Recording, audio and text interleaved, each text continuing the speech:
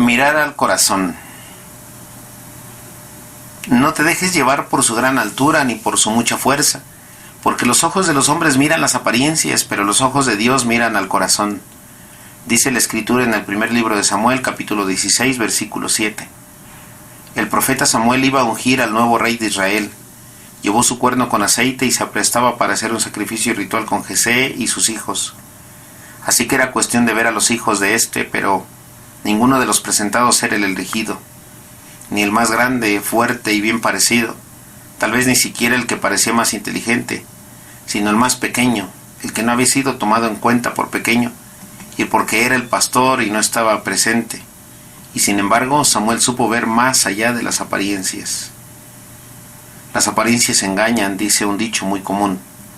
A veces pensamos de un acontecimiento algo y resulta otra cosa. A veces de alguien creemos algo y no resulta veraz, y aplicamos así el dicho. No siempre resulta lo que uno cree con lo que se ve.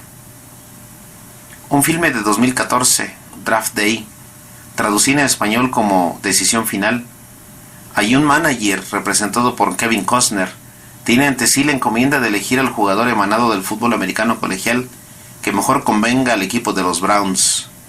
Como todos los demás equipos, lo haría en séptimo turno, pero como todos los demás equipos, él lo haría en un séptimo turno, pero le proponen un trato para elegir en primer lugar, es decir, le abren la posibilidad de elegir al mejor jugador de todo el fútbol colegial a cambio de sus primeros turnos de los próximos 3 años. Toma la negociación porque, presionado por el dueño del equipo, su staff, su propia madre y la historia necesitada de triunfos de su ciudad, así que se esperaba que eligiera al quarterback estrella del fútbol colegial. Manda a investigar al joven y encuentra algo raro.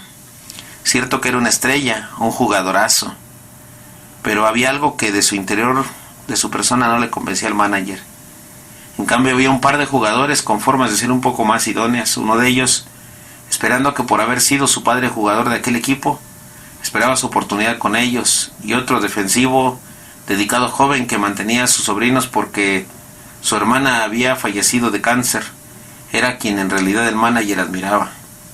Por fin llegó el momento de decidir y escogió a este último, para sorpresa de todos, y cuando lo hizo provocó toda clase de suspicacia respecto del primero.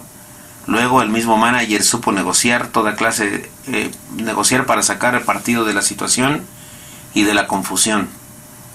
Cuando defendió su decisión, dejó en claro que no solo se trataba de mirar los datos externos, sino incluso aquellos no tan visibles, los del corazón.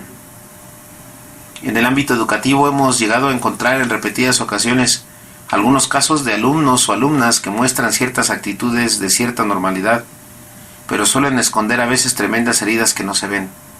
También hay quienes detrás de actitudes anómalas suelen tener extraordinarias dotes de sencillez, de nobleza y de bondad.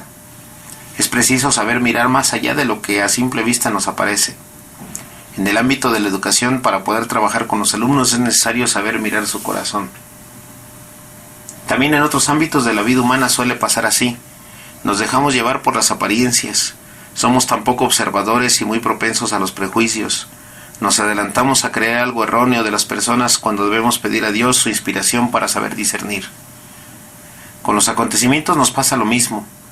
Nuestras cargas preconcebidas de lo que siempre hemos creído o lo que a primera vista nos presenta nuestra mente nos obnubila y nos obstaculiza la capacidad para hurgar un poco más con nuestras facultades intelectivas.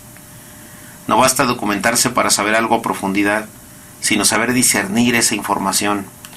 A veces el exceso de información nos abruma y no nos deja ver el panorama.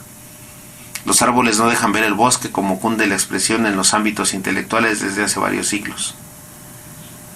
La única manera como podremos darnos cuenta de las obras de las tinieblas es porque necesitamos la luz, pero también necesitamos curar nuestras cegueras para darnos cuenta de lo evidente, para poder mirar las entrañas, el corazón, la médula de las personas y de los acontecimientos.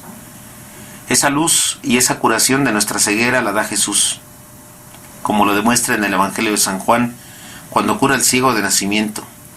Sus detractores, los maestros de la ley, que se quedan en la interpretación de la misma o en lo concerniente a lo externo, al simple y llano cumplimiento de eso externo, sin mirar la entraña de la necesidad, concreta de las personas, actitud indolente e insensible, distante de la verdadera misericordia que de Dios procede y Jesús nos enseña con todos sus gestos y palabras.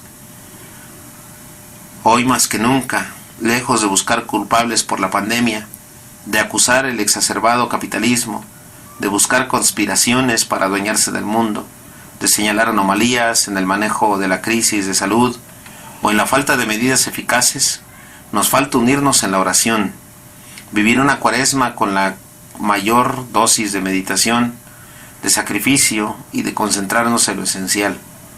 Pidamos a Jesús que nos abra los ojos, que elimine nuestra ceguera y que mire a nuestro corazón para que nosotros podamos ver el corazón del hermano.